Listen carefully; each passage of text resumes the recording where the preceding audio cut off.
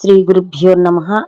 మద్గురుదేవులు చినరామచంద్రయ్యర్ల వారి పాద పద్మములకు నమస్కరించుకుంటూ, శ్రీ సత్యానంద సత్యమయ్యర్ల వారికి నమస్కరించుకుని, శ్రీమద్ భాగవత కృష్ణదేశకేంద్రుల వారు రచింపబడిన శక్తిద్వయ నిరాశకంబైన శుద్ధ నిర్గుణ తత్వ కందార్థ దరువుల నుండి 8వ అధ్యాయము పరిపూర్ణ బోధ, 12వ కందార్థము, క్రమ సంఖ్య 146.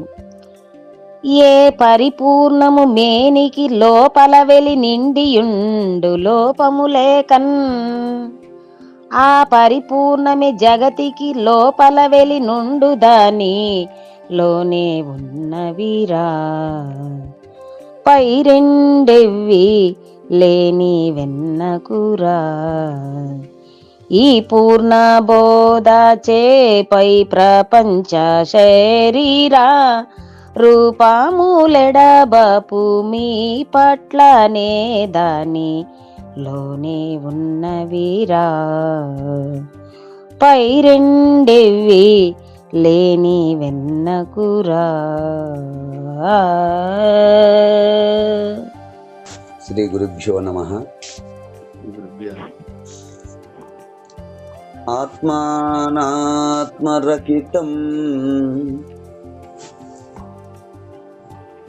అచల పూర్ణోపదేశికం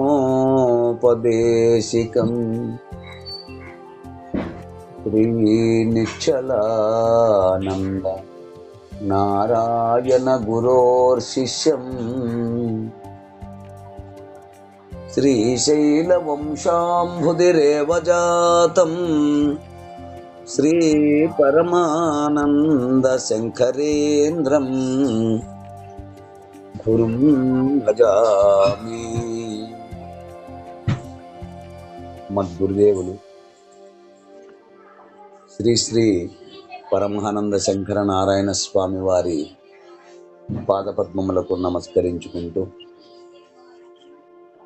శ్రీమద్ భాగవత కృష్ణదేశికేంద్ర ప్రభువులచే విరచితంబైన శక్తిద్వయ నిరాశకంబైన శుద్ధ నిర్గుణ తత్వ కందార్థ దరువులు 8వ అధ్యాయము పరిపూర్ణ బోధ నుండి ఈరోజు మనం 12వ కందార్థాన్ని విచారించుకుంటున్నాము. అంటే క్రమ సంఖ్య 146. క్రిందటి కందార్థంలో ఏ వస్తువు చేతను తాను ఆవిర్భవముందు, అంటే ఈ పద్యమును చక్కగా శాస్త్ర దృష్టితో విచారించవలెను. ఈ దేహము జగత్తు అనే వృక్షమునకు మూలమేది, విత్తనము ఏది అని విచారించినచో, ఏ వస్తువు నుండి ఉత్పత్తి జరుగుతున్నదో అదే ఈ బ్రహ్మాండమనే అశ్వత్థ వృక్షమునకు మూలము, అంటే విత్తనమని చెప్పవలెను. అదే మూల ప్రకృతి అవ్యక్తము, మాయాశబలిప్త బిందు స్వరూపము, అఖండ గురు స్వరూపము. దీనిని సర్వసాక్షి సర్వద్రష్ట అని కూడా చెప్పవచ్చు. ఇదే ఎరుక అని నిర్ణయము. ఎందుకంటే అర్థము వలె ప్రతిబింబింపజేసుకునే లక్షణము గల మాయ యందు పరిపూర్ణ పరబ్రహ్మము ప్రతిబింబించగా దాని సత్తా చేత లేని మాయ ఉన్నదై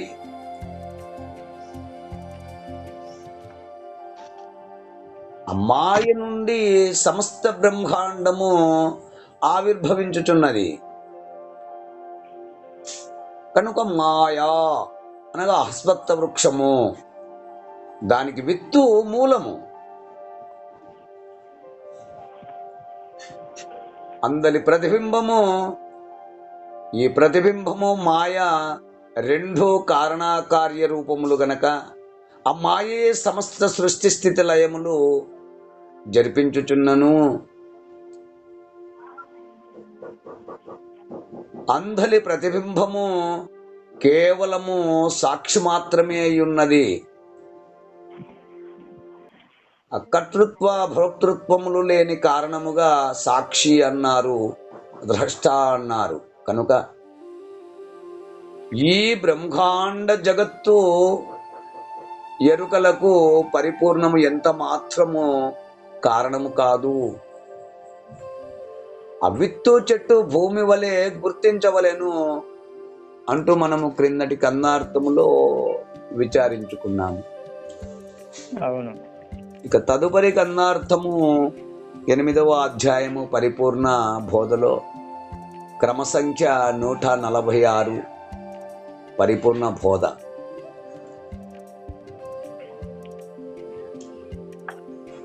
ఏ పరిపూర్ణము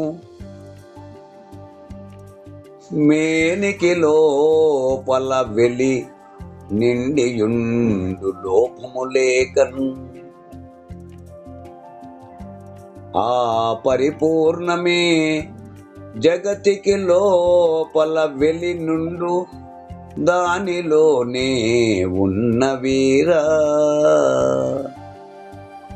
పై రెండెవ్వీలే నీ వెన్న కూరా. ఈ పూర్ణ బోధాచే పై ప్రపంచ శరీర రూపము లెడబాపు మీ పట్లనే దానిలోనే ఉన్న వీరా, పై రెండెవ్వీలే నీ వెన్న కూరా. శిష్య, అయ్యా చెప్పండి ఆయన. ఏ పరిపూర్ణము అంటే స్వతఃసిద్ధమై కేవలత్వము కలిగిన పరిపూర్ణము.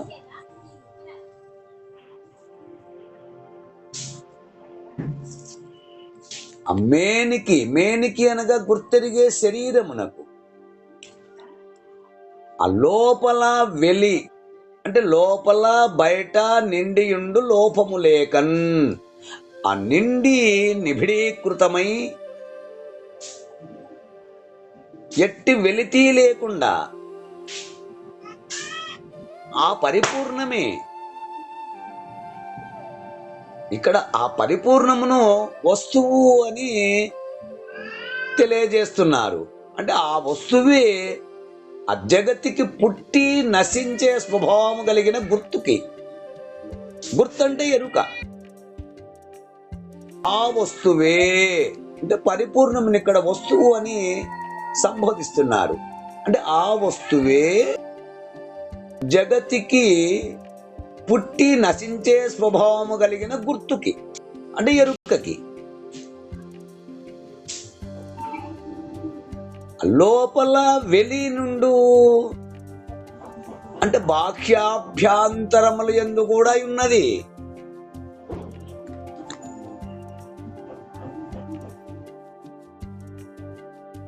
దానిలోనే ఉన్నవిరా.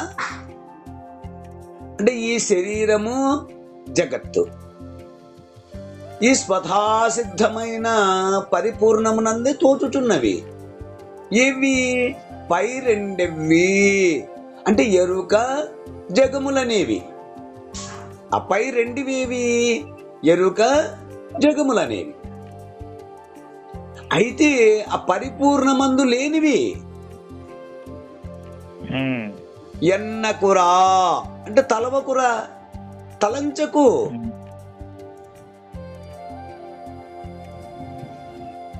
ద్వాదశి షోడశి వాక్యముల ద్వారా వీటిని విడిచియుండుము.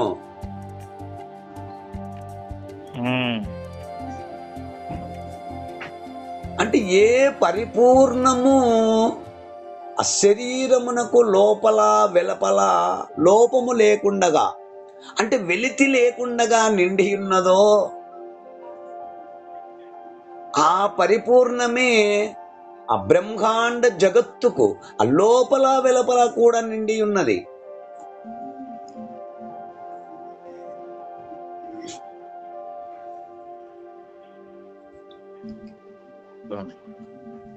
అంటే పరిపూర్ణము లేని చోటు కించిత్తు కూడా లేదని భావము.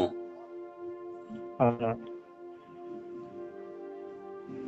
అయితే పైన చెప్పిన రెండివి, ఆ పై రెండివి అంటే బ్రహ్మాండ శరీరము, జగత్తులు. అంటే ఈ ఎరుక జగత్తు రెండు. ఈ ఎరుకతో సహా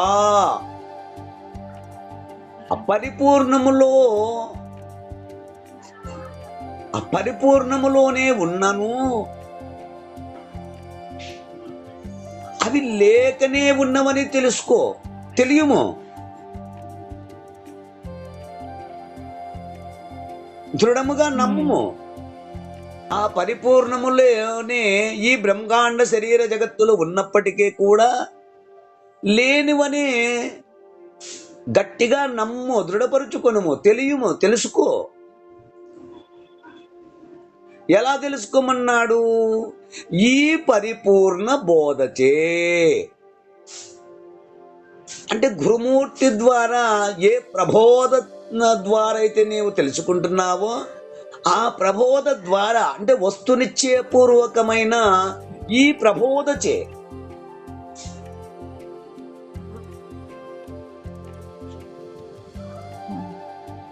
పై ప్రపంచ శరీర రూపా.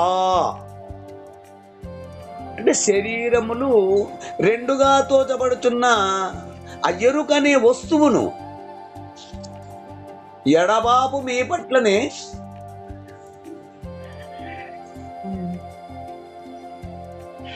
ఆ గురును వాక్యముచే విడిచిపెట్టుము.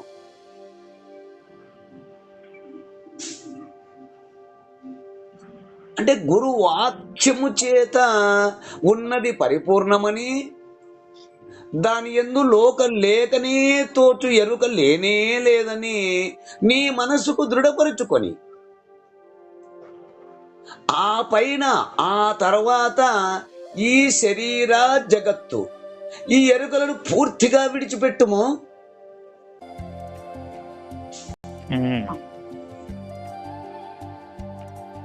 ఎలా అంటే బహిరంత సదా పూర్ణం పూర్ణకుంభో తెలియద అంతర్బహిక్ష తత్పూర్ణం జగతోస్తి తదా ధ్రువం అన్నాడు. ఇక్కడ అంతర్బహిక్ష తత్పూర్ణం జగతో హస్తి తథా ధ్రువం అనగా ఆ సముద్రమునందు, అంటే బహిరంత సదా పూర్ణం పూర్ణకుంభే జలేయథా అనగా ఆ సముద్రమునందు కుండను ముంచి చూడు. ఆ సముద్రమునందు నీటిలో కుండను ముంచినప్పుడు ఆ సముద్రము యొక్క నీరు ఎట్లుంటుంది? ఆ కుండ యందు చేరుటయే గాక దానికి లోపల వెలుపల, దాని క్రింద, దాని పైన, చుట్టూ అంతటా కూడా ఆ జలమే వ్యాపించి ఉన్నది. అన్ని దిక్కుల క్రింద ఆ కుండకు, అంటే ఆ కుండకు క్రింద, మీద, లోన, బయట ఆ చుట్టూ ఆ వ్యాపించి ఉన్న అంతయు పూర్ణముగా ఏ విధంగా వ్యాపించి ఉన్నదో ఈ జగతికి లోపల, బయట, క్రింద, మీద సర్వదేశాలయందు సర్వకాలాలయందు ఆది మధ్యము అంతము అనక ఆది మధ్యాంతములు లేక అన్నింటి నిబిడీకృతమై ఉన్నది.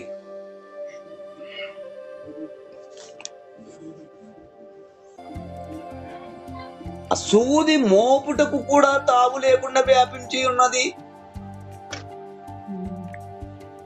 దానికి ఎటువంటి పరిమితి లేదు.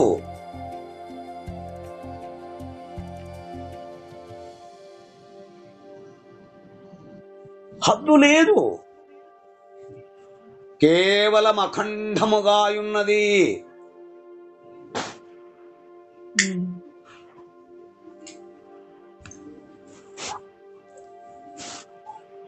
ఎలా అంటే సృష్టికి పూర్వం సృష్టికే పరమందు సృష్టియున్నప్పుడు సృజన లేక, సృష్టికి పూర్వంబు సృష్టికి పరమందు సృష్టి ఉన్నప్పుడు సృజన లేక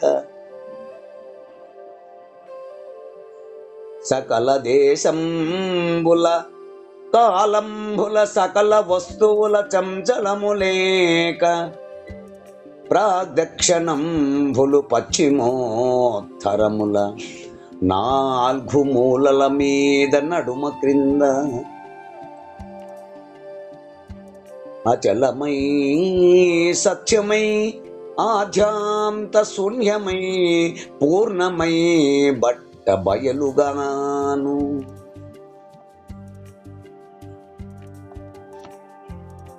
ఏకమయ్యుండు ఆధ్యాంత శూన్యమై అట్టి వస్తువు కేవలాత్మనగబడును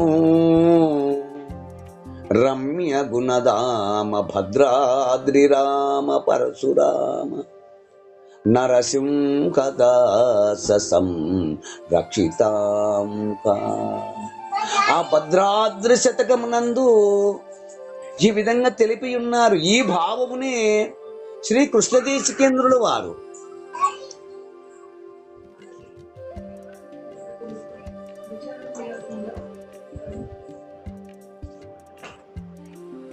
తమ కందార్థమునందు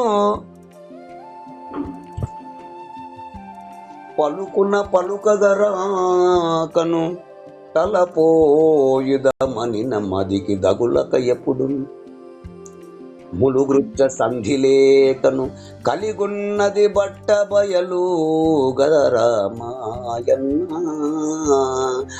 అంటూ సెలవిచ్చి ఉన్నారు.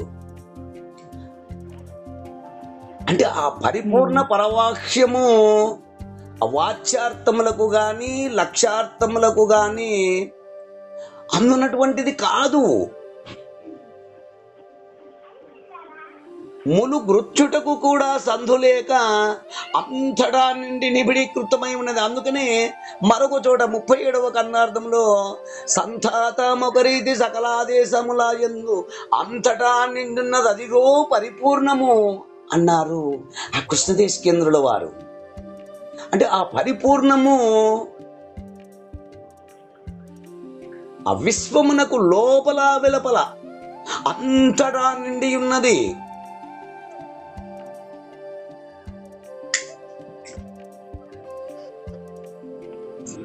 ఎట్లున్నది అంటే అంతర్బహిక్ష తత్పూర్ణం జగతోస్తి తథాపూర్ణం.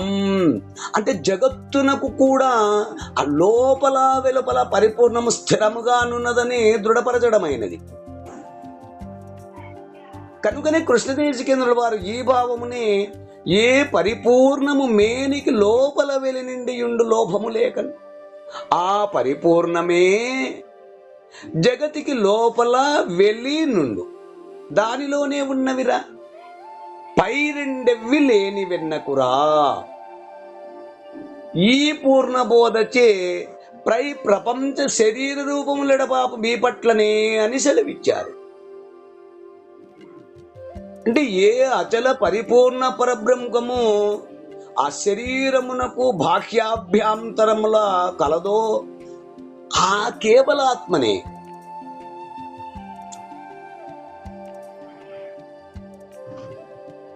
ఆ జగత్తు యొక్క లోపల వెలుపల నిండి ఉన్నది.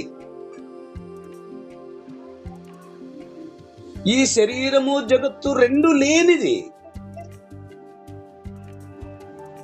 కనుక వీటిని అంటే రూపనామము క్రియలు గలవని ఎన్నకుమని ఆ కన్నార్థ రూపముగా మనకు తెలియజేశారు.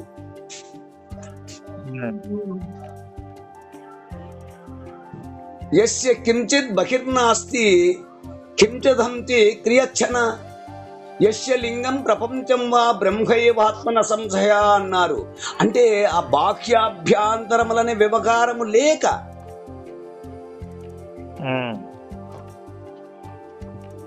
ఆ ప్రపంచమనే శిక్షణము లేక ఆ పరిపూర్ణ పరబ్రహ్మమే అచల పరిపూర్ణ పరబ్రహ్మమని చెప్పబడును. ఇందుకు సందేహము లేదు.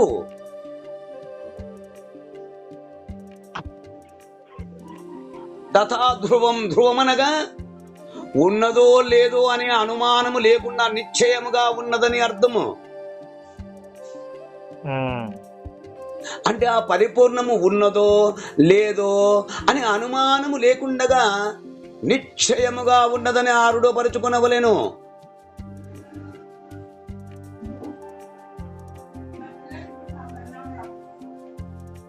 అంటూ మనకు ఈ కన్నార్థము ద్వారా వివరణను అందిస్తున్నారు. ఈ కన్నార్థ భావాన్ని మీరు కూడా అందుకుంటారని కోరుకుంటూ జై గురుదేవ. జై గురుదేవ. జై గురుదేవ. జై గురుదేవ.